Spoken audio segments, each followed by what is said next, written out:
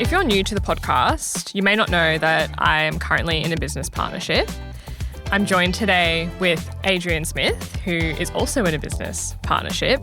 And today we're going to discuss whether business partnerships are the right option, or if you're a solopreneur, what are the pros and cons of both kind of structures, whether that's finding a good business partner or looking at structures and things like equity and whatnot. We're going to go through pros and cons of each. And if you're at a bit of a crossroads as to you're not quite sure whether to partner up with someone and buddy up in this business idea that you have, or if you're better off to go solo, I hope that this episode can provide a little bit of guidance.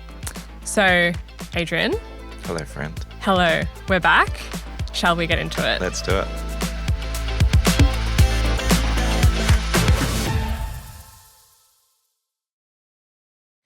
Okay, so I'm in a business partnership. You're in a business partnership. Yep. Do you recommend it? Highly recommend. What's your review? Yeah, there's pros and cons. Mm-hmm. Yeah. How did you get into partnership with your current business partner? I was consulting to the business to help them with their sales process, and then I knew he's still the majority business owner. Yep. I knew him before even that, just through social circles. Started consulting to them, and then eventually I came on as an employee 2 days a week just to help them with their sales, and then it expanded to the point where then I bought in. Yep. And there's been an increase in equity over time as we've hit in certain things, but still as technically the minority. Okay. So it sounds like a similar situation to me. I was the same. Came on board as an employee, and the business was growing very quickly, and my business partner, who was my boss at the time, he has other businesses and he couldn't quite keep up with the growth and needed a hand. So then that's when I came on board as partner. So similar kind of trajectory for both of us. What would you say is your biggest pro with having a business partner? What's your favorite thing about it?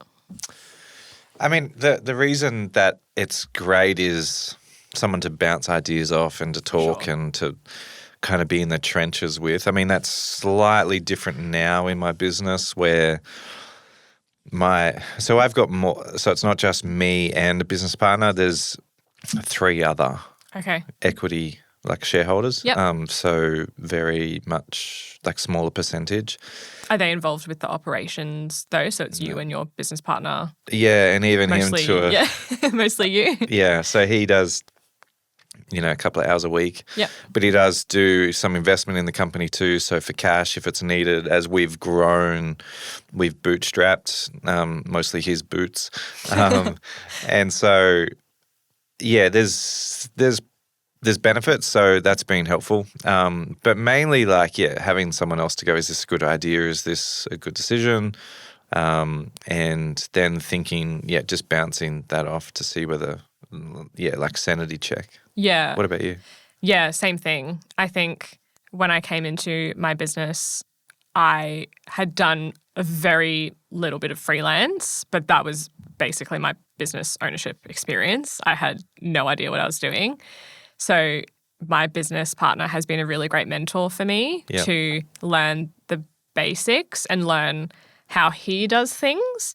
And it's built the confidence in me to now call the shots in my business. Because similar, my business partner, he is less active in the business than I am. So I have grown into the role of managing operations and stuff. So I'm very much calling the shots now. But I'm not sure if I could have done that could I? I would have worked it out, but there would have been a lot more mistakes. Yes. And a lot more money and resources wasted in me learning how to do that prior. So, yeah, my business partner was definitely a sounding board and a mentor. I will say, though, that I think for a little bit of time, I was using him as a bit of a crutch. Yes. In the sense of I wasn't challenging myself to take risks, and I was kind of outsourcing the risks to him because in my head he knew more, he was more experienced, whereas there is really no right or wrong way to do something, especially in business. Yeah.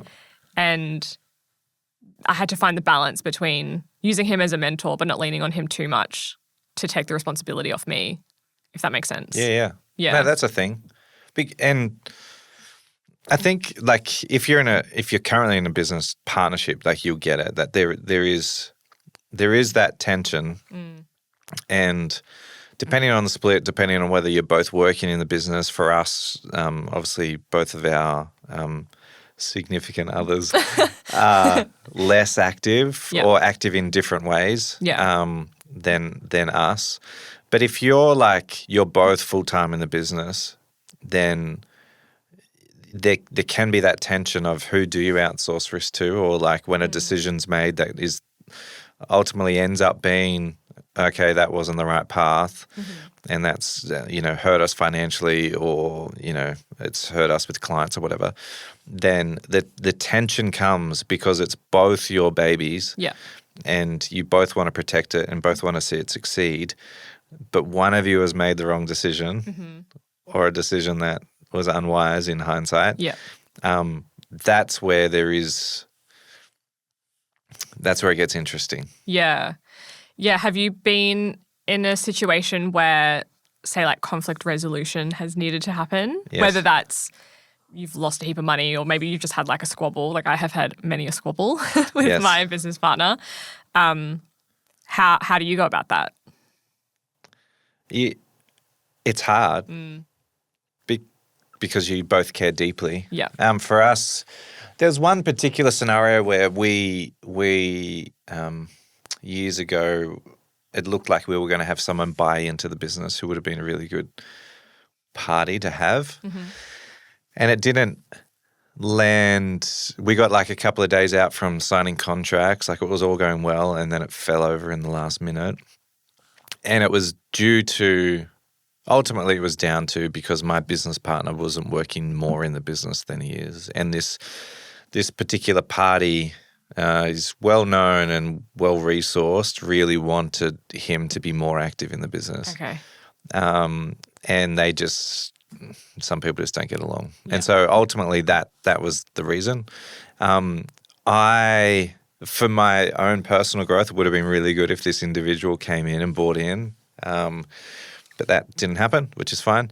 And so we had to have some really straight conversations around, like, I was just disappointed.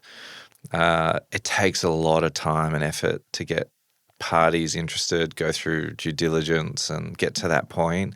A lot of time, a lot of energy. And so I was just like, it was pretty gutting. In that situation though, is there a reality where your business partner did work more in the business? Like was that partnership, as in the partnership of this other company coming into your business, was that, I guess, doomed from the start because your business partner never would have invested that much time into the business? Does that make sense? I feel like I said a lot of words there. No. The words made sense.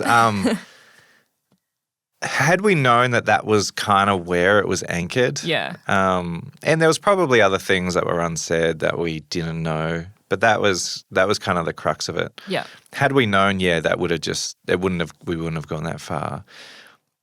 But ironically, we then decided to really pursue a particular path, and then my business partner ended up actually putting a lot of hours into the business in that. Isn't that always the way?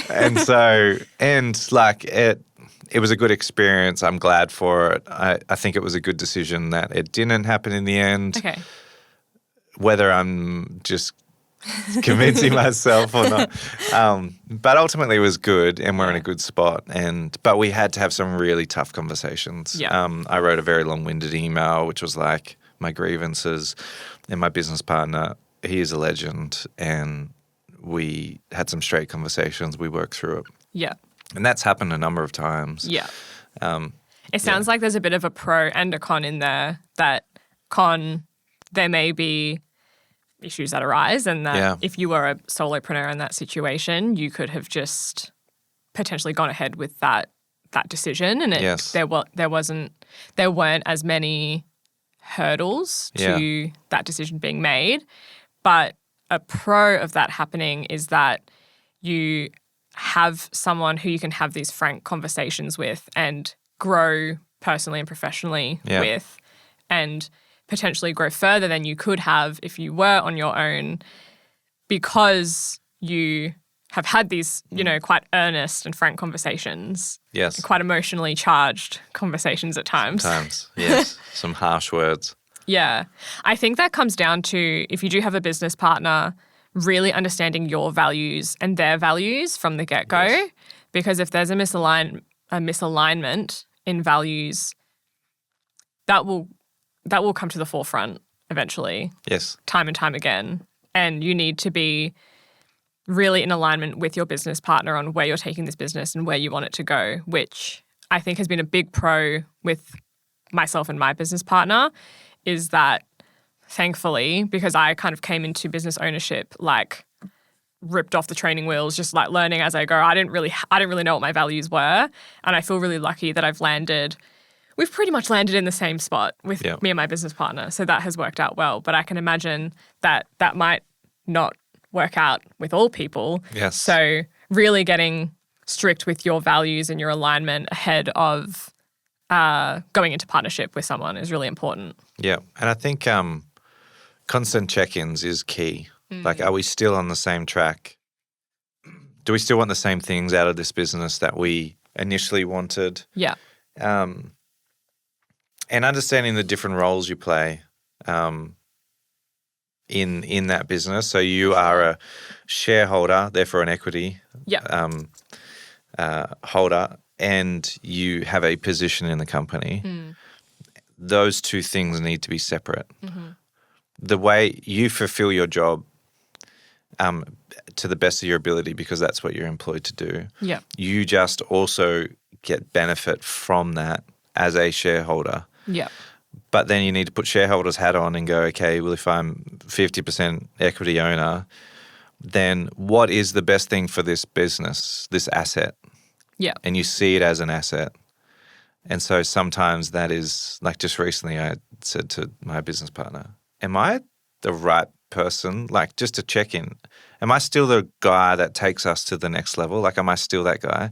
Because as an equity owner or shareholder, I want to make sure that this business does the best it possibly can. And so I need to look at every position and go, are these people in the seats the best people to get us to where we want to go to, including myself? And that's a really tough thought. Yeah.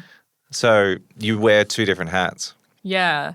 I hadn't really thought of it with that much of a distinction before. I've always seen my role as operationally in the business as very much linked with the long-term business goals as well. I guess I wear both hats on top of each other at all times. I've never taken off the two hats and thought about it separately, because I've assumed that if, operationally the day-to-day leads to that long-term growth. Should we go to an ad and then can we dive into that a little more? Yes, I would love to. Let's take a break and let's have a therapy session after the break. If you're after personal financial advice, don't get it from a podcast. But if you want guidance tailored to your situation, head to moneypodcast.com.au and click Get Help. We'll connect you with one of our trusted professionals, financial advisors and mortgage brokers, who work with people right across Australia. No matter where you are, they can help. Now, before we get back to the show, a quick reminder to protect your financial life. That means having income protection sorted. It means having death cover if there's any debt or dependents relying on you. It means getting your personal insurance in order. Most people insure their car, they insure their house, but what about themselves? Sky Wealth, who support this podcast, are specialist financial advisors who can help you get the right cover in place. Their advice is often more comprehensive and better value than going direct through your super. Book a complimentary 15-minute chat at sky.com.au. That's skye.com.au. And they'll point you in the right direction. I've got these two hats on top of each other. Let's take one hat off at a time, and I need you to quiz me on this. Let's go through that. Yeah. So we, like in our notes, we talked about mentors here. Yeah. My mentor, he was the one that really made this prominent in my mind. Because when we're going through and I had that big discussion, we had someone nearly buy in, then we didn't. He said, your job as CEO is to grow the business. Mm-hmm. You benefit from it because of that, whether it's in dividends or equity as it grows in value, blah, blah, blah, blah, blah. Yeah. And so he said the same thing. You own your house, you pay a mortgage, you live in your house.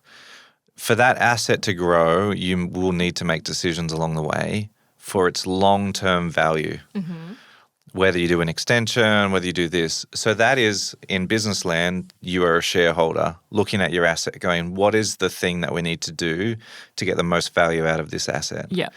The person that executes that just happens to be you. Yeah. And so as a business owner, you look at your business and you say, okay, I've got this electrical company, we've got 50 employees, we're doing really well. I benefit from whether it's profit, blah, blah, blah.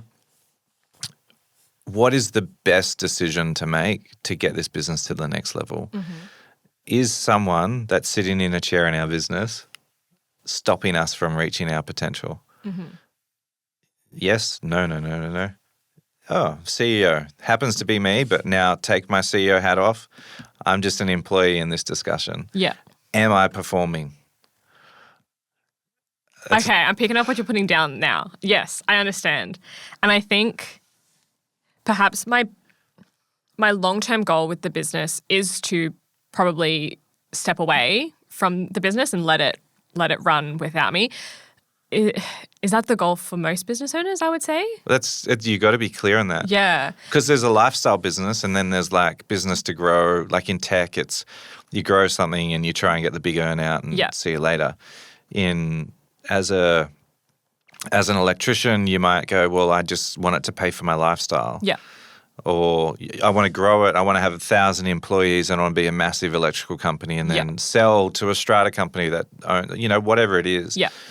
But you raise a good point, like getting really clear on why are you in business? Yes. Yeah.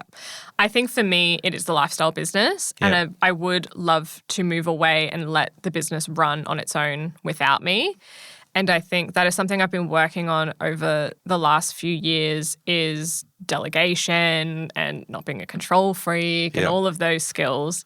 So I think at this stage of my business right now, I'm wearing both of the hats of what at the moment the long-term growth of the business does require me, but I'm not attached to that idea of it needs to have me. In fact, I would love if it didn't need to have me because that means my version of success is that I've built something that doesn't require me to be in it day to day. I can take a holiday. I can perhaps start another business. I can do whatever the hell I want because this thing runs without me. So yeah, I think we're on the same page in terms of me looking at it from an employee, I guess, and a shareholder. Yeah. At the moment, I think the things I need to do to make both of these goals work are quite entwined at the moment. Of course. But long term, it's probably shifted my thinking to even put a plan in place of how I can unentwine, disentangle these two hats. Yeah, and because you look at it to go, I perform a function in the business that anyone else could do. Yeah. Right now, you are the best person for that because you've got the passion, you've got the energy, you've got the invested interest because you've got equity. But someone might turn up on your doorstep next week who's really well experienced in growing agencies. Yeah. And you go, hang on a second, they could really take this to the next level. It's great for them. It's great for the team because they all, develop. It's great for me as a shareholder because my business now has someone at the helm that's really better at me for this season of the business. But it also doesn't mean that's forever. That could just be they need to come in for the next 2 years to really get us to grow and then whatever happens. Yeah. Nothing is forever in business. Yes. And as a business owner, you go, okay, what is right now? And so right now, your hats are on top and they're entwined. 5 years down the track, you'll say, okay, we're in a good spot. I'll employ a general manager or a CEO. I can step away.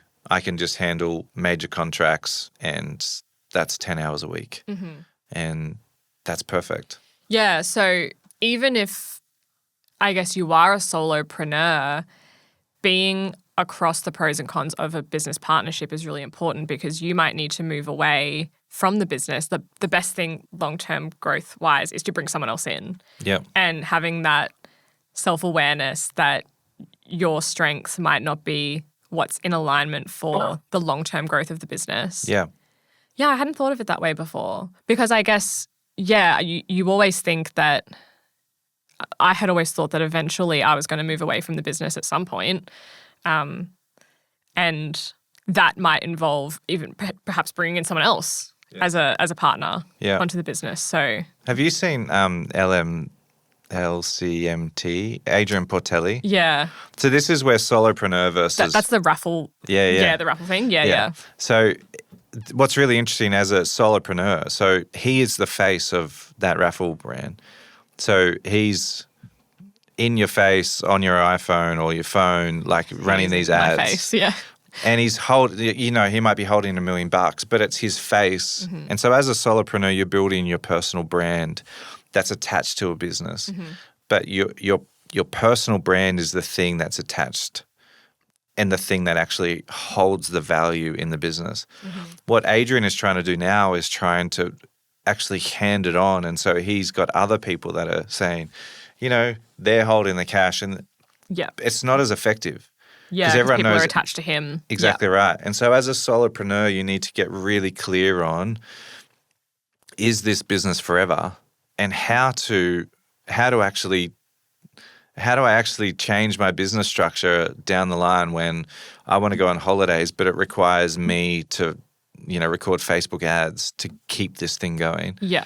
And there's a guy on LinkedIn, Justin Welsh. He is brilliant at this. He was in high corporate gigs, moved into a solopreneur, and he does like $4 million a year or something as a solopreneur. Mm-hmm. Writes like courses and things like this.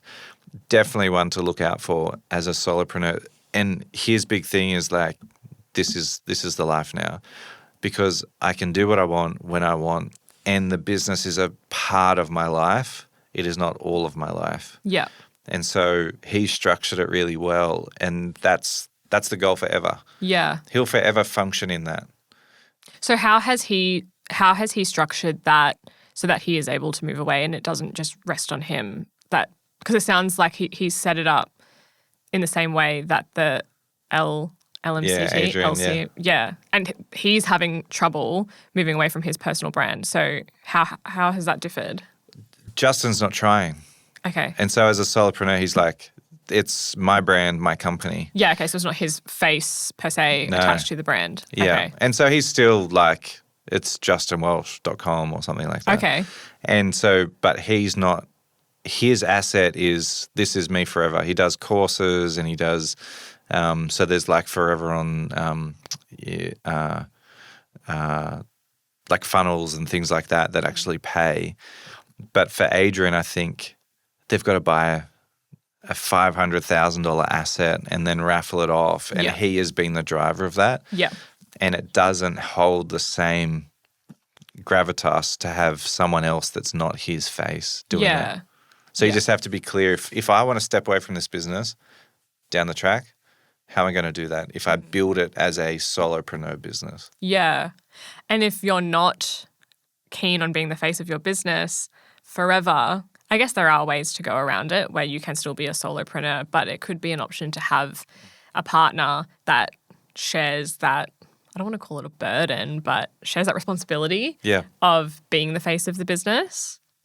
But then there comes with the other things that come with, having a partner like a marriage with values and disagreements and whatnot. So, yeah, that's a good point. I hadn't thought of having a pro of a brand, a business partnership, as sharing the face of the business. Yeah. Yeah, that's a good point. Have you ever considered being a solopreneur? Have you All the time. Yeah. We love you, our business partners. It's like the grass is always greener to go, I'm going to go start my own thing and do my own thing. And what do you see as the pros of solopreneurship? Just that freedom. Like I don't need to check in with anyone. Yeah. Even though How Yeah. often are you checking in with your business partner? We do a meeting every week for like hour and a half every Wednesday night. He's in London, so 9 p.m. every Wednesday night we do a meeting. And I do like those rhythms. I've gone through this many times, and I've had friends being like, you know, when things have been really tough, okay, is this the business for me? And like being very transparent. Is this a business for me? Do I do something else or whatever? And like I've always come back to no, I still have a passion for it. I still have an energy for it. I still see something in the future for it. So until that dies, I'm not going to entertain it. But definitely on a dark day, you like stuff it. Yeah.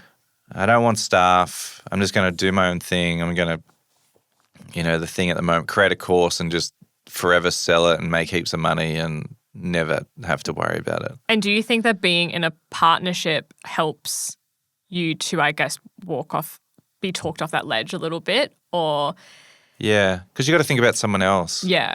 And so, and I've got team, like there's heaps of us now that I have to think about, and like they're attracted, my business partner doesn't work in the business, and so I'm the one that's hiring and firing, and I'm the one that thinks about, do we have enough cash flow to pay their wages, and so there is a lot more to it. Like you can't just. Yeah, I agree. That's something. It's like being married with kids now. Yes. Like, it makes it more complex. Yeah, 100%. I think my personality type is quite flighty as well, and that prior to being self-employed, the moment I was in a role that I didn't enjoy anymore, I felt like I'd hit a roof or whatever, I would be on to the next opportunity.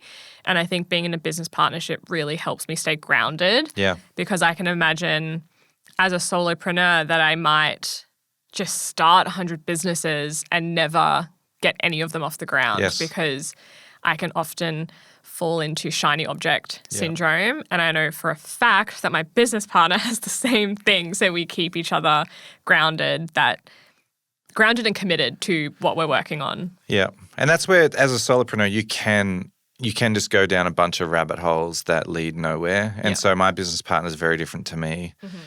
He's an engineer, very analytical, and I learn a heap from just having discussions with him. Yeah. And like I've learned a heap. And so I think regardless of the business and regardless of my own personal development as a solopreneur, I would need to go and get that elsewhere with a mentor, a business coach, probably multiples, because you can't rely on just one person for things. And I still have a business mentor, and I still have a business community that I'm a part of, and a business partner. And so as a solopreneur, the last thing you want to do is just be so blinded, to reality, like this is not working. Stop. Like you see it all the time on Shark Tank where they're like, I've invested $3 million into this idea, and the sharks are like, it's Why? a really shit idea. Like, what are you doing?